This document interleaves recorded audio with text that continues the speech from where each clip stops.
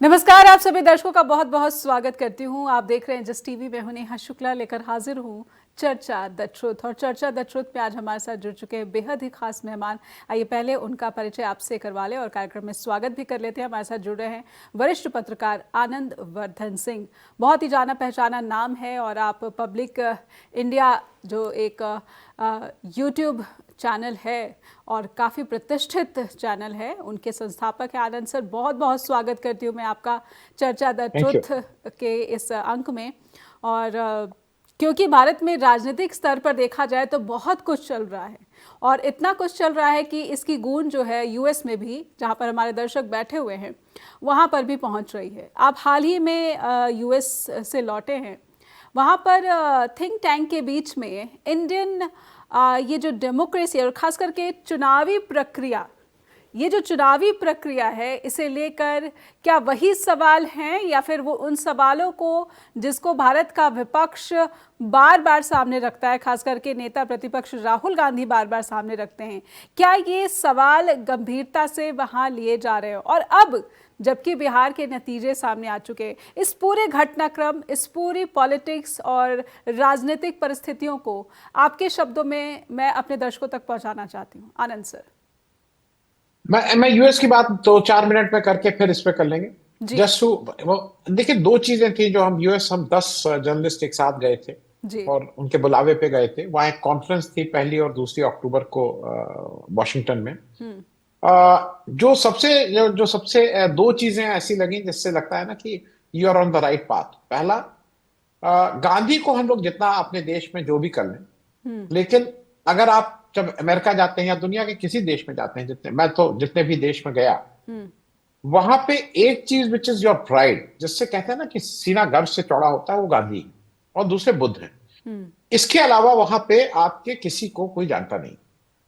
मैं ये नहीं कहूंगा, मैं किसी को छोटा नहीं कर रहा हूं। हम्म। अगर इसके बाद गांधी और बुद्ध के बाद अगर कोई जानता है तो भारत के बॉलीवुड को लोग जानते हैं। और उसके, अब उसमें नहीं जाएंगे क्योंकि वो एक लंबा विषय है। ठीक है जी। जहां तक बात आपने इंडियन डायस्पोरा की कही, मैं इतना सिर्फ बता दूं, हम लोग कम से कम 16, 17, 18 लोग अलग अलग जगह पे 15, 20 इंडियन डायस्पोरा के साथ इंटरेक्शन हुआ। दो चीजें अच्छी थी कि वहां पे एक तो जो जो वार्तालाप होता है, जो संवाद होता है, हम्म। वो शायद जैसे हमारे यहाँ हम लोग देखते हैं ना कि एक हल्ला गुल्ला मचता है, हम हम्म। आपकी बात नहीं सुनेंगे, हम्म। मारपीट भी होने लगती है, तो ये सब वहां नहीं है। वहां आप अपनी बात कह लीजिए, मैं अपनी बात कह लूं, हो सकता है हम और आप एक मत के ना हो, लेकिन फिर भी आप अपनी बात शालीनता से कहें, मैं अपनी बात कहूं। Hmm. Having said that, I will say कि more than 90% of the cases जो हम्म। लोग वहां मिले, they were very concern about India. उनका अबाउट कंसर्न था इंडिया। About India. और मैं इंडियन डायस्पोरा की बात करूं, जी। मैं इंडियन डायस्पोरा की बात कर रहा हूं, दे वर वेरी कंसर्न। और हम्म। सबसे ताज्जुब की बात यह है कि वो लोग, उसमें से अधिकांशतः अमेरिकन सिटीजन है, उसमें से अधिकांशतः या तो ग्रीन कार्ड होल्डर है मिनिमम। हम्म। और अगर आप वैसे देखिए ना, तो उनका क्या भारत से लेना देना। हम्म। लेकिन चूंकि किसी के पिता माँ यहाँ पे हैं, किसी के भाई हैं, किसी का मतलब they are connected to India. Hmm. Hmm. और ये एक बार देख के लगा कि वो हमसे ज्यादा इन्फॉर्म्ड है। I mean hmm. It was very surprising. Hmm. बहुत सी खबरें जो हम लोगों को नहीं थी, या बहुत सी ऐसी खबरें जो नहीं थी, वो उनके मतलब वो रोज का वो देखते हैं, हम्म। वो देख रहे हैं, वो देख रहे हैं कि देश में क्या हो थोड़ा रहा है। थोड़ा सा और मेरी जिज्ञासा बढ़ रही है कि वो ज़्यादा इन्फॉर्म्ड हैं, तो वो जिन संसाधनों का इस्तेमाल कर रहे हैं जानकारियाँ इकट्ठा करने के लिए या फिर जानकारियाँ जुटाने के लिए, वो कौन से संसाधन हैं? थोड़ा सा हमारे दर्शकों के लिए जी। नहीं, दो तीन चीजें हैं, नहीं है हमारे ही यहाँ के संसाधन। हम्म। एक तो वहां के, देखिए एक और चीज, खराब चीज क्या है, जैसे वर्ल्ड प्रेस में हम अपनी जगह बहुत नहीं बना पाते हैं। जी। और हम जी। अपनी जगह तब बनाते हैं जब हम कुछ हमारे यहाँ खराब होता है। हम्म। यहाँ पे हम लोग बहुत कहते रहते हैं कि हम 56 इंच का छह सीना है, ये हुआ। मैं एक छोटा उदाहरण दे दूं। आप किस तरह से पेटी पॉलिटिक्स की वजह से आप लार्जर लार्जर गोल्स को, लार्जर चीजों को से हट रहे हैं। 2 अक्टूबर को महात्मा गांधी जी की जयंती थी। हम्म। तो हम लोगों ने ये कहा कि अपनी कॉन्फ्रेंस, जानबूझ के कहा गया था कि कॉन्फ्रेंस 11 बजे शुरू करेंगे, क्योंकि उससे पहले हम लोग वो जो महात्मा गांधी की स्टेचू है वहां जाके जस्ट वांट टू पे आवर रिस्पेक्ट। ये दैट वाज द आइडिया। जी। जी। अब सब लोग वहां पहुंचे। तो जो महात्मा गांधी की स्टेचू वॉशिंगटन में है, हम्म। उसमें अक्रॉस द रोड, अक्रॉस जब बोल रहा हूँ, मतलब महात्मा गांधी की स्टैचू और इंडियन एम्बेसी के बीच में 10 फीट का फासला है या जी। 15 फीट का फासला होगा, जितनी चौड़ी रोड है, या 20 फीट की रोड होगी, मतलब इतने सामने है। हम्म। वहां पे हम लोग जब वहां करीब 9:30 बजे पहुंचे और वहां 1 घंटा रहे थे, 10:30 11 तक, वहां पे इंडियन एम्बेसी की तरफ से वहां कोई नहीं आया।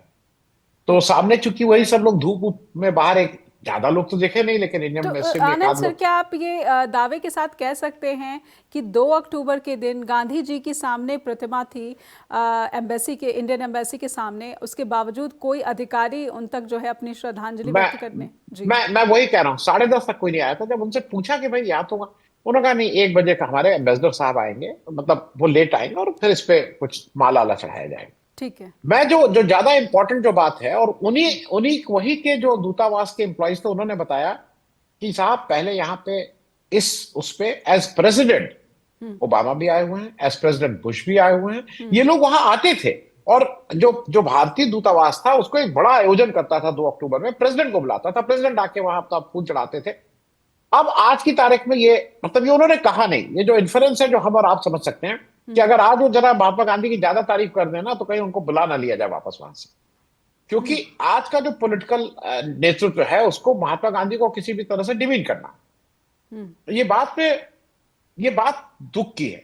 आप अपनी स्ट्रेंथ पे खेल ही नहीं रहे। आज आज हमने अपनी क्या हालत कर ली है, मैं थोड़ा विषयांतर हो जाएगा, लेकिन आज आपने क्या हालत कर ली है? हालत ये कर ली है ना कि अगर ट्रंप आ रहे हैं तो आप वहां जाने के लायक ही नहीं रह गए। ये तो फिर आप भाग जा रहे हैं, तो आप जी। G20 में तब भागे भागे जा रहे हैं जब ट्रंप नहीं है।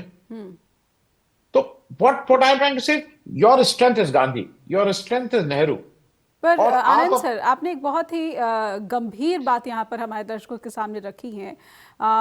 ये वो दर्शक हैं जो ये जो प्राइड की बात आप कर रहे हैं महात्मा गांधी को लेकर, हर एक भारतवंशी, वो चाहे कितना भी जो है पुराने वक्त से वहाँ पर क्यों ना बसा हो, या फिर अन्य इम्पॉर्टेंट ओहदे पर क्यों ना बैठा हो, उसे गांधी को लेकर बहुत ही गर्व है।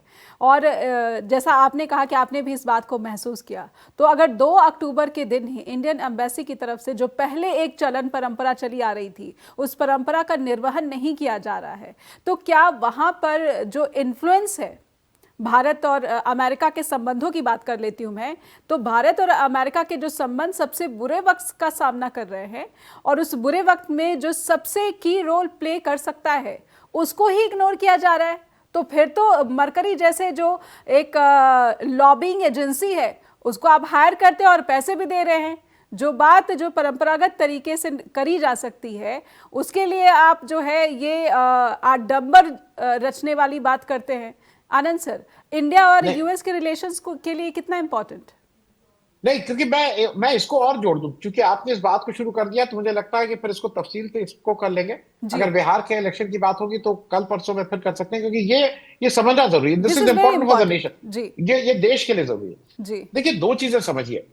मैं वहां पे क्योंकि दुर्गा, वो अष्टमी थी और वो दशहरे का समय था, तो अष्टमी के लिए एक हम लोग मंदिर में भी गए थे। जी। मेरीलैंड, वॉशिंगटन के बगल का एक मेरीलैंड एक स्टेट है, वहां पे गए थे, बड़ा मंदिर था। अब वहां पे जो जो इंडियन कम्युनिटी थी, एक 400-500 लोग थे। उत्सव जैसा वो था, मतलब खाना पीना था, अच्छा जी। खाना पीना था, वही हम लोग भी खाए। लेकिन वहां पे मुसलमान भी मुझे दिखे, वहां क्रिश्चियंस भी मुझे दिखे, और वो लोग वैसे ही, मतलब वो प्रसाद भी खा रहे थे, खाना भी वो कर रहे थे, सर्व भी कर रहे थे। जी। यहाँ पे आप जरा किसी पंडाल में मुझे दिखाइए कि अगर कोई मुसलमान आके सर्व करने लगे। मैं जो जो लार्जर इशू है, ये मैं एक चीज और बताऊंगा आपको। वहां के जो भक्त लोग हैं, वहां पे भी भक्त हैं, बिल्कुल बिल्कुल। जो रिपब्लिकन्स के हार्ड फैन। हम लोग जब ये किए तो ये हुआ कि आप लोगों से कुछ रिपब्लिकन्स मिलना चाहते। अच्छा, क्योंकि उनको भी क्या था ना, 10 जर्नलिस्ट। अच्छा, और एक इसको मैं इस बात को कहने के बाद ये बताऊं, 10 जर्नलिस्ट, पहली बार हुआ था कि हिंदी के जर्नलिस्ट वहां गए। जी। होता क्या है कि वो अंग्रेजी वाले उस स्पेस को पकड़े रहते हैं। तो पहली बार 10 हिंदी जर्नलिस्ट वे ट्रेवलिंग, तो ये उनके लिए बड़ी बात थी। तो उन्होंने कहा कि कुछ यहाँ के रिपब्लिकन्स मिलना चाहते जी। हैं। जी। गोरे आए, एक दो दो तीन चार लोग आए। वो जो रिपब्लिकन के वो थे, लीडर्स थे, चेहरे थे, उनमें अधिकतर भारतवंशी थे। और नहीं, उसमें, हाँ, उसमें उसमें एक सरदार जी थे, उसमें एक मुस्लिम भी था, और उसमें एक गोरे भी थे। जी। मतलब लोकल वहां के भी लोग थे। वो 4-5 लोग थे। जी। जी। कुछ नाश्ता, उन्होंने कुछ खाना पीना मैं भी इससे खिलाया पहले हम कि इस लोगों घटना को थोड़ा समझूं विस्तार से और अपने दर्शकों तक पहुंचाई जाए पूरी बात, एक ब्रेक का इशारा हो रहा है, इसलिए एक ब्रेक छोटा सा ले लेते हैं। चर्चा द ट्रुथ में लौटेंगे, हमारे साथ आनंद वर्धन सिंह, लगातार जुड़े हुए वरिष्ठ पत्रकार। एक ब्रेक के बाद फौरन लौटते हैं। फिर से सभी दर्शकों का स्वागत करते हैं और सीधे लेकर चलते हैं आनंद वर्धन सिंह जी के पास। आनंद सर, आप जिन रिपब्लिकन्स से मिले, फिर क्या बातें, क्या जानने को मिला? जी जी। और नहीं, और मैं ये भी क्लैरिफाई कर दूं, क्योंकि यहाँ पे इस समय ये कि कुछ कांग्रेसमैन, डेमोक्रेट कांग्रेसमैन भी हमारे कॉन्फ्रेंस में आए थे, उन लोगों ने भी अपनी बात कही थी, और उनको, और वो गांधी की बात करते थे। भाई सबसे बड़ी बात ये, वो गांधी की बात करते थे। हम लोग अटलांटा गए, मार्टिन लूथर किंग का अगर आप वो देख लीजिए मेमोरियल, और अगर कोई आपको मार्टिन लूथर किंग का वहां से नाम हटा दे तो लगेगा गांधी के उसमें आ गए ना, केवल गांधी की बात लिखी हुई है। खैर, रिपब्लिकन जो आए, जो मैं जो बात कहना चाहता था, हमारे यहाँ क्या दिक्कत है कि हमारे यहाँ आप किसी ऐसे व्यक्ति से जो राइट विंग की में आस्था रखता है, ठीक बात है, राइट विंग में आपकी आस्था हो सकती है, लेकिन वो जो आपको तथ्य देता है या जो आपसे तर्क करता है, वो इसे व्हाट्सएप यूनिवर्सिटी के होते हैं, जो आप अपना सिर पीट लेंगे, आप उनसे बात नहीं कर सकते। वहां पे वो तथ्यात्मक रूप से, मतलब वो प्रिपेयर्ड थे, और उनके पास आपके सारे क्वेश्चन थे। हो सकता है आप उससे कन्विंस होना हो, लेकिन उनके पास एक एक आर्गुमेंट था, और उनके पास एक तर्क था। मैं तीन चीजें इसलिए बता दूं, बहुत सी बातें हुई, 2-2.5 घंटा बैठे, बहुत सी बातें हुई, लेकिन तीन इसलिए करता हूं कि वहां पे समझना आसान हो जाएगा। जी जैसे एक मेरी उनसे बहुत बड़ी शिकायत थी, हमने कहा भाई देखिए ऐसा है कि ट्रंप साहब हैं, मोदी साहब हैं, ये कोई प्रेसिडेंट है, कोई प्राइम मिनिस्टर है, ये लोग आएंगे जाएंगे, लेकिन ये तो दो देशों के रिश्तों की बात है, बिल्कुल बिल्कुल। भारत और अमेरिका। आपने आज ऐसा कर दिया है कि हम लोगों का, आपके प्रति हम लोगों का बहुत गुस्सा है, और हम लोगों की बहुत शिकायतें हैं। तो उन्होंने कहा आप बताइए क्या है? हमने कहा भाई, जब हमारे यहाँ के लोगों को आप हथकड़ी बेड़ी लगा के भेजते हैं, तो आज वो मोदी जी उसको मान लें, ठीक है, आप मान लें, वो ठीक है, हम ये मानते हैं कि इलीगल इमिग्रेंट्स को बिल्कुल वापस भेजना चाहिए, जी वो आपकी जी पॉलिसी जी। है, there is nothing wrong in it. लेकिन जिस ढंग का व्यवहार किया गया, और केवल इंडिया के साथ किया गया, वो मैं एज एन इंडियन, वेदर कल के दिन ट्रंप रहे या ना रहे, वो हम याद रखेंगे। जी, मतलब वो एक ऐसा ऐसा वो है जिससे हमें हमें दुख है, और हम उसको, we as an Indian, I will always remember ठेस दैट। पहुंची है भावनाओं को। जी तो जी। उन्होंने कहा, उन्होंने दो बातें की। उन्होंने कहा एक चीज ये जान लीजिए कि यहाँ पे जब कोई भी व्यक्ति पकड़ा जाता है, तो उसका हैंडकफ करके उसको पीछे हाथ बांधा जाता है, लेकिन चूंकि ये थे, इन लोग को दिक्कत होती, लंबी फ्लाइट में जाना था, तो हमने आगे हाथ बांध करके कहा। और दूसरी बात उन्होंने जो ज्यादा इंपॉर्टेंट कही, उन्होंने कहा कि आपकी अकेली कंट्री थी, you are the only country जहां के पॉलिटिकल लीडरशिप या एम्बेसी के लेवल पे ये नहीं कहा गया कि हम अपना प्लेन भेज रहे हैं, हम उससे मंगा लेंगे। कहना, कोलंबिया में ये जब हमने किया, तो उन्होंने कहा कि नहीं, आप ऐसे नहीं भेजेंगे। उन्होंने अपने डिफेंस के और प्राइम मिनिस्टर का पर्सनल प्लेन जो कोलंबिया बिल्कुल का था, वो बिल्कुल, आया। ये खबरें हमने भी चलाई यहाँ पर। जी। India was the only country जिसके ना प्राइम मिनिस्टर को इससे कोई फर्क पड़ता था, ना पॉलिटिकल नेतृत्व को, ना डिप्लोमेसी को, ना किसी को। अब जाकर भेजना है, भेज दो। ये मुझे लगता है, मेरे पास इसका उत्तर नहीं था, मतलब मैं उसको अब जस्ट क्या सही है क्या गलत है, उनका आंसर ये था। फिर मैंने दूसरी बात उनसे कही कि भाई, आपने हमारे ऊपर आप टैरिफ लगाइए, ठीक है, हर देश का अपना अपना है, आपको लगता है कि आपके साथ हमारा ट्रेड डेफिसिट है, आपको हम ज्यादा करते हैं, आप बिल्कुल ट्रेड वो लगाइए, इट इज योर प्रेरोगेटिव। जी। आप 100% नहीं, 200% लगाइए, 2000% लगाइए, वो आपका है भाई, ये तो लेन देन का मामला है, हम एक्सपोर्ट नहीं कर पाएंगे, आपका क्या होगा, बिल्कुल लगाइए। लेकिन जो ऑब्जेक्शनेबल बात है कि जब आप रशियन तेल के लिए हमारे ऊपर एक एक्स्ट्रा टैरिफ लगाते हैं, आप बाकी देशों पर भी लगाते हैं, लेकिन हमें आप कहते हैं कि ये तो टैरिफ है और ये पेनाल्टी है जी। ना, we are the only one who have been penalised.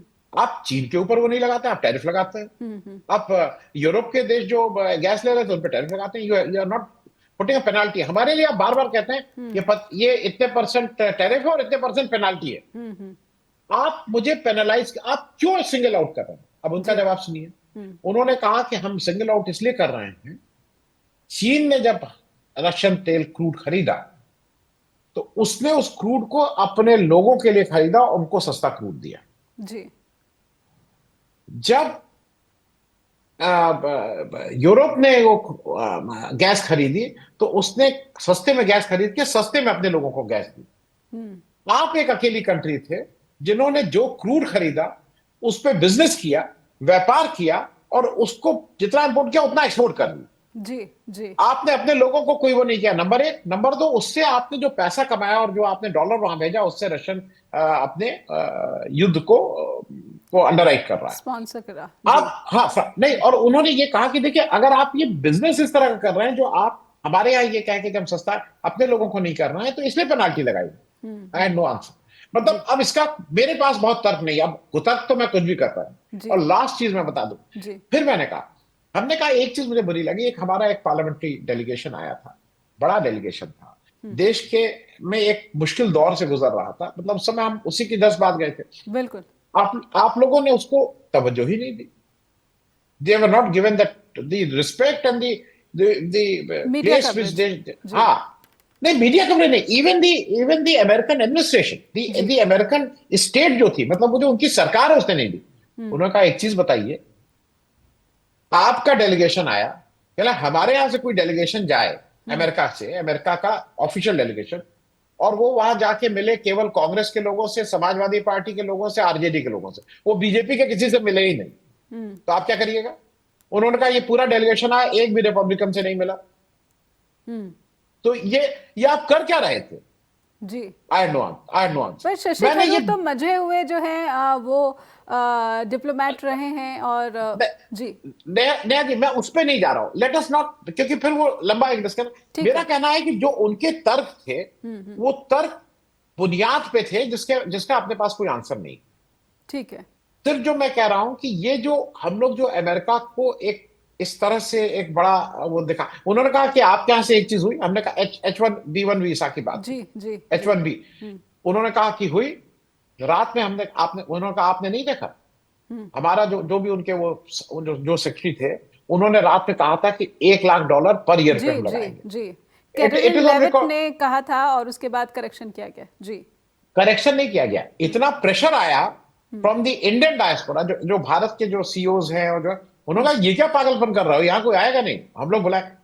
तो सुबह ये आया हिंदुस्तान में कि भाई वो हमारा तोड़ मरोड़ के, जो हिंदुस्तान में जिस तरह के करते हैं, वो उस तरह का काम उन्होंने किया। दे जो मेरा कहना, उन्होंने पैर वापस खींचे। जी जी तो अगर इस तरह का होगा तो उन्होंने पैर भी वापस, ये उन्होंने कहा हमने पैर वापस खींचे। जी मेरा सिर्फ कहना यह है कि ये कोई दो देशों का युद्ध नहीं, और हमारी डिप्लोमेसी, देखिए आज एक और चीज समझना होगा इस देश को, कि ये जो टोटल देश है उसमें डिप्लोमेसी, जो फॉरेन अफेयर्स है, वो सबसे इंपॉर्टेंट रोल है मेरे हिसाब से। जी बिकॉज वही वही इस देश की डिफेंस रक्षा नीति क्या होगी, उसको डिसाइड करने वाला विदेश मंत्रालय है या हमारा डिप्लोमेसी है। इस देश की आर्थिक नीति क्या होगी, उसको डिसाइड करने वाला हुआ, इस देश का एक्सपोर्ट कैसे होगा, इस देश की इंडस्ट्री कैसे लगेगी, क्योंकि बहुत ही ये सब क्रूशियल विदेश जो है ये विभाग है। जी वो, हाँ, वो एक तरह से दी हार्ट ऑफ, जहां से सारा कुछ डिसाइड होगा।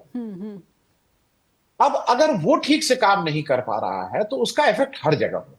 जी और हम लोग चाहे जितनी देर कह लें, हम लोग कहें कि नहीं नहीं बहुत अच्छा है, इंडिया एज डिप्लोमेटिकली आज बहुत आइसोलेटेड है, हम अकेले पड़ रहे हैं, हमें कोई फर्क नहीं पड़ता है, ये ठीक है, ये हम कह सकते हैं हमें कोई फर्क नहीं पड़ता है, इससे क्या फर्क हुआ। मैं एक छोटा, क्योंकि आज बात इसी पे हो रही है, तो थोड़ा मैं इसको कर लूं। कुछ कुछ खतरे हैं, और अगर हम खतरों को हम नहीं देखना चाहते हैं, नहीं सुनना चाहते हैं, तो वो तो हमारी मर्जी ना। एज अ जब मेरे जैसा व्यक्ति, जिसको इंटरनेशनल रिलेशंस का ABCD भी नहीं पता है, आई एडमिट कि मैं एक जागरूक वो हूँ, सुबह पेपर पढ़ता हूँ, कुछ किताबें पढ़ता हूँ, कुछ वो करता हूँ, मैं कोई इसका एक्सपर्ट नहीं हूं। जब मुझे एक चीज समझ में आती है कि आज सऊदी अरेबिया अमेरिका में जाके, जो उनके मोहम्मद बिन सुल्तान है, मतलब जो उनके जो भी क्राउन प्रिंस हेड है हेड, हाँ जी हाँ, जो हेड हैं, वो अगर अमेरिका में जाके दस्तखत करते हैं एक अग्रीमेंट पे, जहां पे वो कहते हैं कि हम $1 ट्रिलियन आपके यहाँ इन्वेस्ट करेंगे, तो उसके माने बहुत से हैं। वो जो छोटे आम हमारे जैसे लोगों को समझ में आता है, उसका माना यह है, उनको समझ में आ रहा है कि अब ऑयल पे डिपेंडेंस कम हो रही है, उनको भी नए जगह देखनी है, उनको नए दोस्त देखने जी हैं, जी उनको भी अपना पावर उसमें अमेरिका के साथ रहना है, वो सारी चीजें ठीक हैं।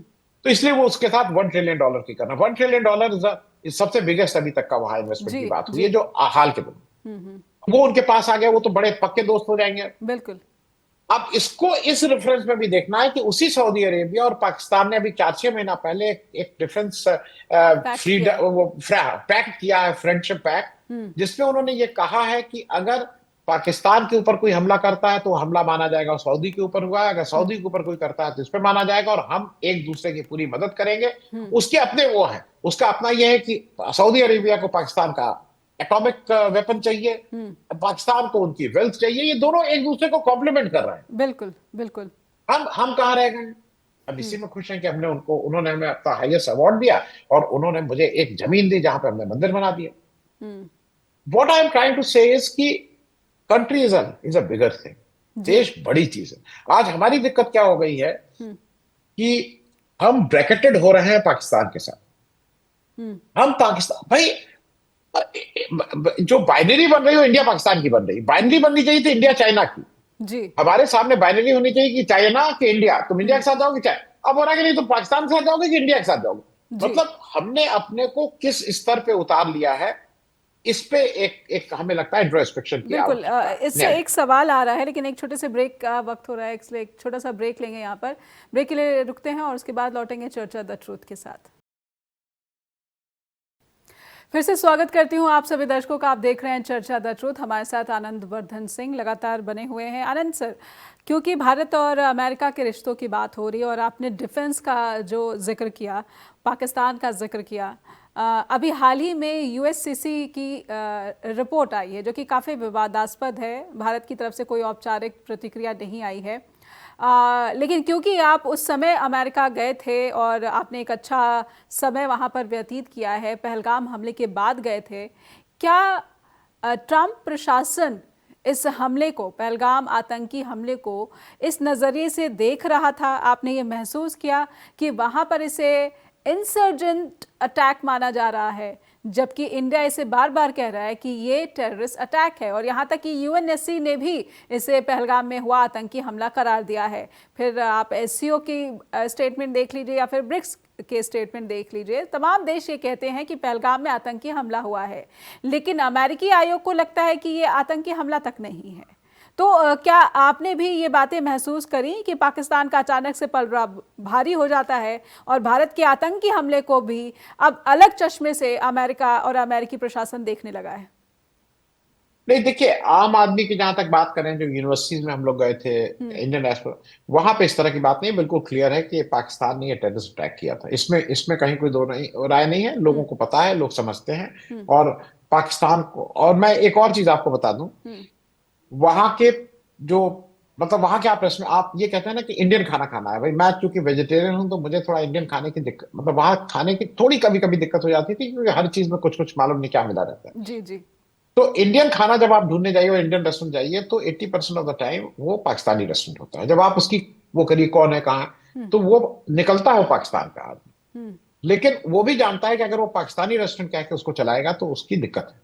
तो पाकिस्तान को, मतलब मैं एक थोड़ा स्वीपिंग कमेंट है, लेकिन ठीक है। जो उनको ये समझ में आता है कि India as a country has more respect than Pakistan has more, तो वो भी इंडियन डायस्पोरा के साथ ही अपने को रहता है, और वहां पे इस तरह की ये झगड़े नहीं है जैसे यहाँ पे।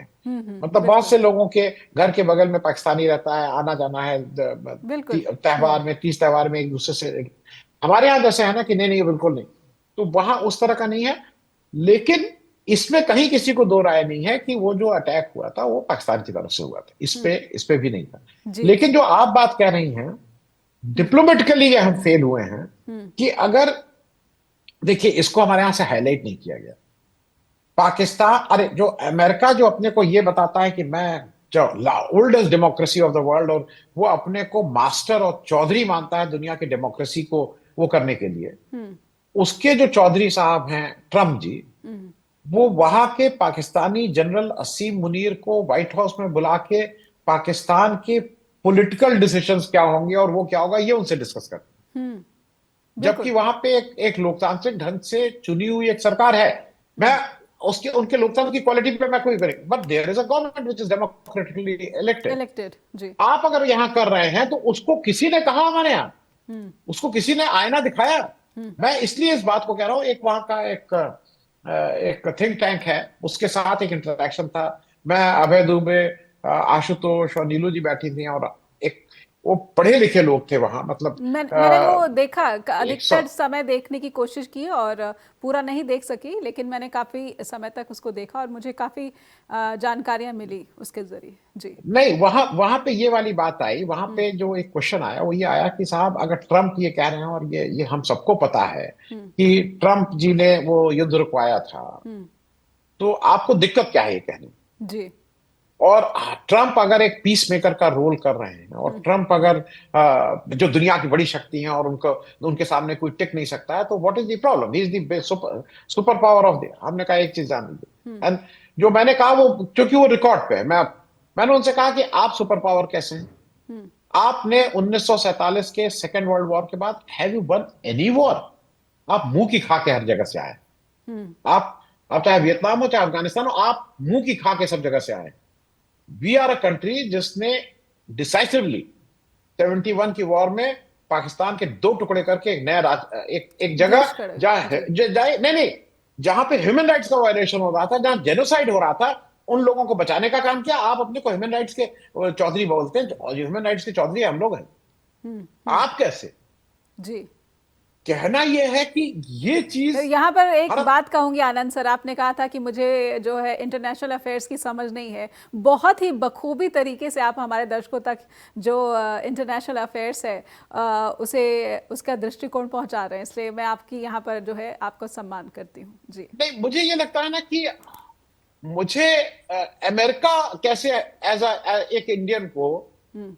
ये कह सकता है कि अरे भाई, हमने डिसाइसिवली ये काम किए हैं, और हमने जब ह्यूमन राइट्स का वायलेशन हो रहा था तो हम खड़े हुए थे। जी। जी। और ये केवल बांग्लादेश, ये ऐसा नहीं है कि बांग्लादेश इज अ वो, हमने इसको लगातार किया है। हम्म। जब तिब्बत में हुआ तब हम खड़े हुए, और जी। उसका हमने एक बड़ा प्राइज दिया। बिल्कुल। बिल्कुल। तो मेरा कहना यह है कि हम्म। भारत अपनी बातों को जिस तरह से हम क्यों करते हैं मुझे नहीं मालूम। हम्म। और और दुख की बात यह है कि जो जयशंकर जी, इनका लड़का वहां पे एक थिंक टैंक चलाता है, भारत सरकार से बड़ा पैसा लेके वहां चलाता है, हम्म। भारत सरकार के फॉरेन मिनिस्टर का लड़का, और अगर वहां पे भी ये नहीं कर पा रहे हैं, तो भाई हम्म। अब मालूम नहीं, मेरे पास शब्द नहीं है, वो खराब शब्द होते हैं। अब हम्म। इनको इनकॉम्पिटेंट कहें, निकम्मा कहें, क्या कहें, या मालूम, आई हैव नो वर्ड्स। जी बिल्कुल, यहीं पर आ जाती है बात कि जब भारत सरकार ने इतने बड़े पैमाने पर सांसदों का जो प्रतिनिधिमंडल है अलग अलग देशों में भेजा, और अमेरिका में भी शशि थरूर के नेतृत्व में वो प्रतिनिधिमंडल पहुंचा, लेकिन उसके बावजूद एक बहुत ही इम्पॉर्टेंट आयोग की जो रिपोर्ट है, एनुअल रिपोर्ट है, उसमें भारत के बारे में बहुत ही एक घटिया तस्वीर पेश की गई है। और बल्कि ये भी कहा गया है कि ये तो इंसर्जेंट अटैक था, ना कि टेररिस्ट अटैक, और ऐसे में भारतीय सेना पर भी सवाल उठाया गया है। मैं भारत और अमेरिका के रिलेशन पर दोबारा से आती हूँ। अभी हाल ही में ममदानी जीते वहाँ पर, लेकिन डेमोक्रेसी का वहाँ पर एक इतना खूबसूरत स्ट्रक्चर और तस्वीर सामने आई है। डोनाल्ड ट्रंप से मुलाकात की, ममदानी गए हैं, ओवल ऑफिस में उन्होंने मुलाकात की है, और पत्रकारों ने जब उनसे सवाल किया कि आप तो तानाशाह कहते हैं डोनाल्ड ट्रंप को, तो ट्रंप कहते हैं कि हाँ आप हाँ कह दीजिए। उन्होंने उनका काम आसान बनाया, ममदानी का काम आसान बनाया। तो ये जो डेमोक्रेसी की एक खूबसूरत तस्वीर आप वहाँ पर देख पाते हैं, एक कमेंट उसके बारे में भी और ममदानी के बारे में भी। जी। नहीं, दो चीजें मैं कहूंगा, देखिए दो चीजें हैं, ये थोड़ा सा आपको ये समझना भी होगा। हम्म। समझना ये होगा कि ममदानी ममदानी की जीत क्या थी। हम्म। ममदानी जिसके जो मुस्लिम हैं, और हम्म। जो बार बार कहते हैं मैं मुस्लिम हूं, कोई ये वो नहीं कहते हैं कि हम्म। मैं मुसलमान धर्म को नहीं, वो कहते हैं मैं मुसलमान हूं। हम्म। 2% आबादी है। जूस जो है उनकी 7% की आबादी है। हम्म। मैं मोटे मोटे तौर पे बता रहा हूं, जी। ये मैं न्यूयॉर्क की बात कर रहा हूं। न्यूयॉर्क। जी। और न्यूयॉर्क जो स्टेट है उसमें 2% मुस्लिम, 7% जूस। हम्म। और जब ये कहते हैं ये कैपिटलिज्म है, ये जो ज्यादातर बातें करते हैं सोशलिज्म की करते हैं, चीजें सस्ती करो, हम्म। रेंट सस्ते करो, घर सस्ते करो, हम्म। शिक्षा सस्ती करो, हम्म। स्वास्थ्य सस्ते करो, वो सारा सोशलिज्म की बात करते हैं। जी। जी। उससे डायरेक्टली जो उससे अफेक्टेड हो रहा है, जिसका जो उसका वो होगा, वो कैपिटलिस्ट होगा। हम्म। और जो पैसा, जो कंट्रोल है बिजनेस का, वो जूस के पास। इसमें कहीं मतलब, ये तो मैं क्या, ये सभी जानते हैं कि वो जी। जो पैसे का कंट्रोल है, जो बिजनेस का कंट्रोल है, जूस के हम्म। पास। जो पुराने जूस थे उनके अगेंस्ट थे, जी। लेकिन यूथ को लग रहा था कि नहीं, एक नया आदमी आया है, हम्म। और वो ईमानदारी से इस बात को कह रहा है। हम्म। हम्म। और शायद इसीलिए ममदानी वहां से जीते। और ममदानी के सामने जो आदमी खड़ा था, हम्म। वो न्यूयॉर्क सिटी का नहीं, न्यूयॉर्क स्टेट का गवर्नर था। वहां गवर्नर चीफ मिनिस्टर को कहते हैं। जी जी। मतलब जैसे, और वो गवर्नर डायरेक्टली इलेक्ट होता है। जैसे हमारे यहाँ हम्म उत्तर प्रदेश के गवर्नर को, उत्तर प्रदेश का गवर्नर डायरेक्टली इलेक्ट हो रहा है उत्तर प्रदेश के वो, तो हम्म वो एक्स गवर्नर ऑफ यूनाइटेड, अरे न्यूयॉर्क स्टेट का था, और वो हम्म एक छोटे से सिटी में आके, न्यूयॉर्क सिटी में आके इलेक्शन लड़ रहा था, हम्म। और उसको इन्होंने हराया। जी। नंबर एक। हम्म नंबर दो, एक चीज और देखिए, ये दोनों तरह से कि हम्म। उनको देश इस समझ में इसमें आता है। थोड़ी सी एक एक टिप्पणी में भारत वंशी जो वहां पर हैं उनके रोल पर भी लेना चाहूंगी, लेकिन एक ब्रेक का इशारा हो रहा है, एक ब्रेक की मजबूरी है, ब्रेक के लिए रुकूंगी आनंद सर। एक ब्रेक लेते हैं, यहाँ पर लौटेंगे कि ममदानी के पीछे भारत वंशी की जो भूमिका है, वहाँ पर जो कहा जाता है कि लाखों की संख्या में जो भारतीय रहते हैं, उनका क्या प्रभाव। एक ब्रेक के बाद हाजिर होते हैं।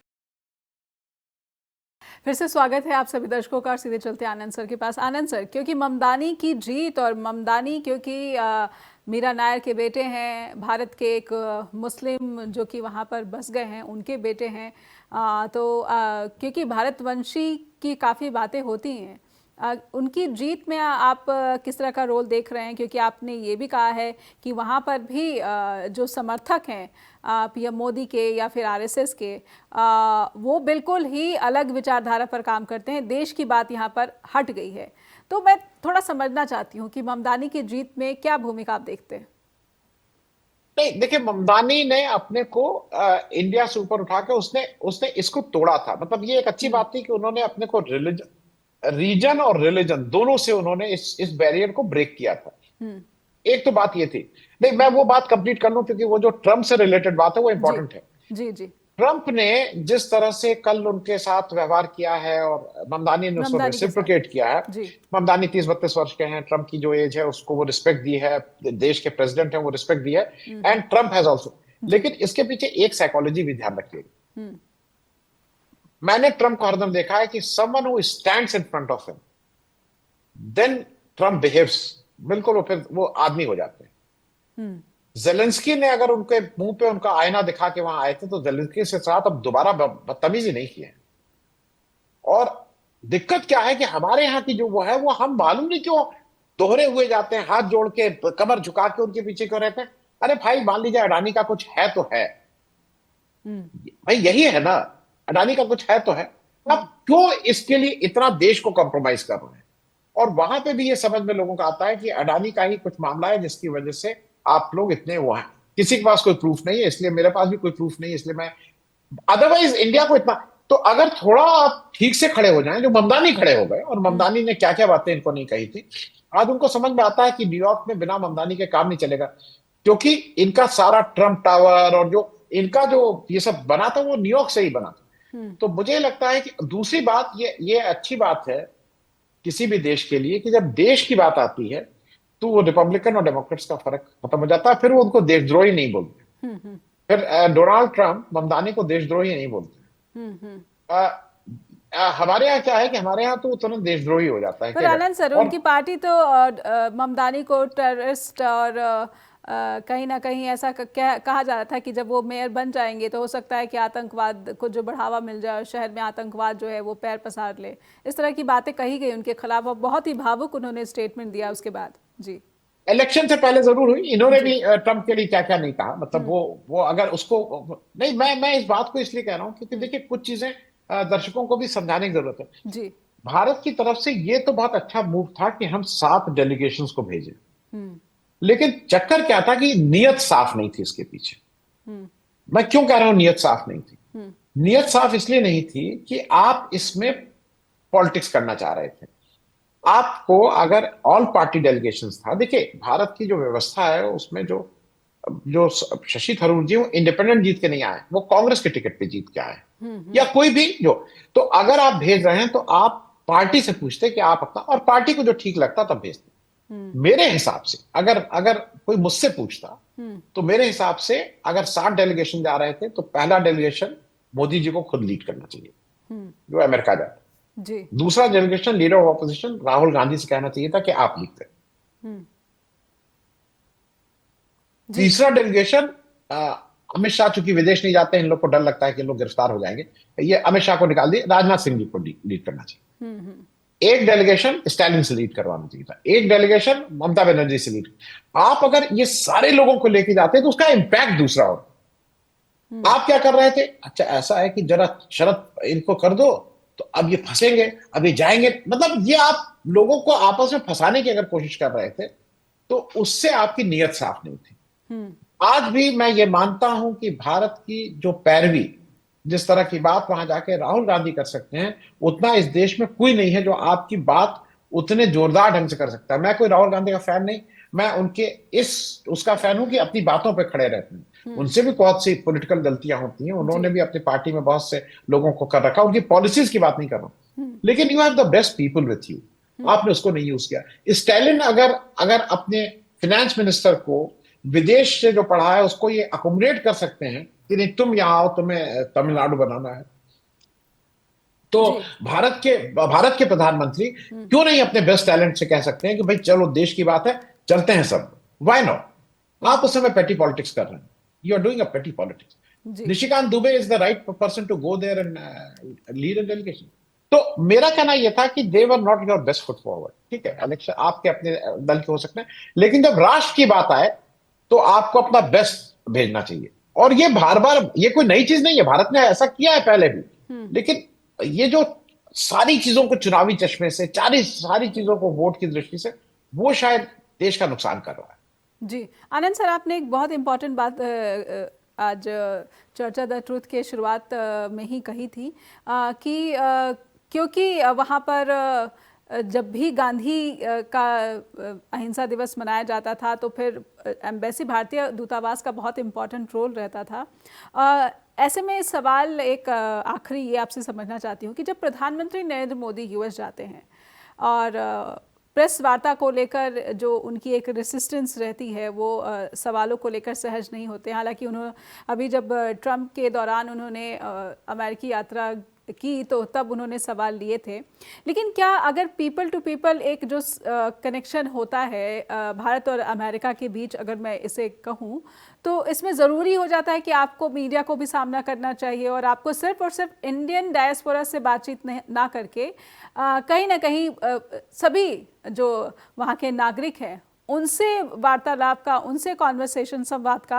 अवसर देखना चाहिए। तब इससे जो है दो देशों के जो संबंध है और मजबूत होती है और कोई भी इलेक्टेड सरकार जो है मनमानी नहीं कर सकती उस संबंधित कंट्री के साथ। जी जी, मैं नेहा जी इसको इस तरह से देखूंगा। देखिए, बिल्कुल बिल्कुल स्ट्रेट चीजें हैं। मेरे हिसाब से आप इवेंट मत करिए। इवेंट कर, मोदी जी की दिक्कत क्या है ना, हर चीज को इवेंट करते हैं। अब तो ये बिल्कुल जग जाहिर है कौन लोग इवेंट कराते हैं, कैसे यहां से लोग ले जाते हैं, वो सारी चीजें सामने है। उसको उसको कहने से आपने क्या है, इसको मतलब मुझे अभी भी लगता है मोदी जी वहां जाएं, प्रेस कॉन्फ्रेंस में आप असहज मत करिए, आप कम से कम यूनिवर्सिटीज में जाइए, यूनिवर्सिटीज में मिलिए। जब नेहा जी, मैं इसलिए आपको इस बात को बताऊं, मैं बहुत साधारण यूनिवर्सिटी से पढ़ा हुआ हूँ, मैं लखनऊ यूनिवर्सिटी का हूँ। साधारण इसलिए बोल रहा हूँ कि उसकी कोई रैंकिंग नहीं, कि वो कोई ऑक्सफोर्ड और कैम्ब्रिज नहीं।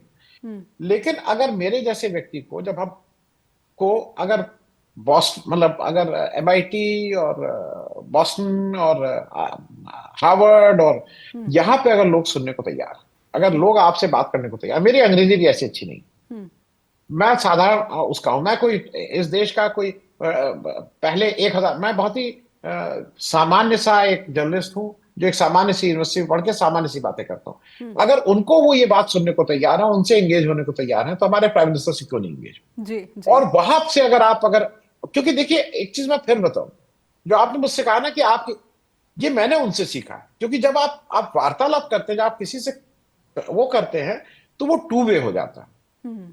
It is always a two way call. हाँ, मैं भी तो सीख रहा हूँ ना, मैं भी तो वो उनकी चीजें समझ रहा हूँ, मैं भी उनकी चीजें सीख रहा हूँ, बहुत सी नई चीजें अपने को भी समझ में आ रही हैं, उनके प्रश्न समझ में आ रहे हैं, उनकी समस्याएं समझ में आ रही हैं। तो मैं इसलिए कह रहा हूं कि ये क्यों नहीं एंगेज होते हैं।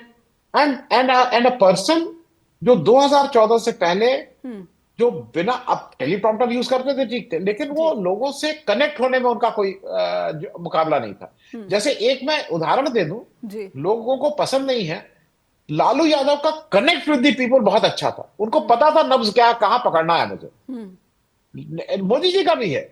लेकिन ये जो अब क्यों बंद गए हैं, क्यों एक महंगी पेन, महंगा ऐसे में ड्रेस? एक अरे छोटा भाई, सा प्रश्न, मैं भारत के जो वहाँ पर लोग हैं, जो भारतवंशी हैं, जो भारतीय समाज है, ये ब्रिज का काम करती है।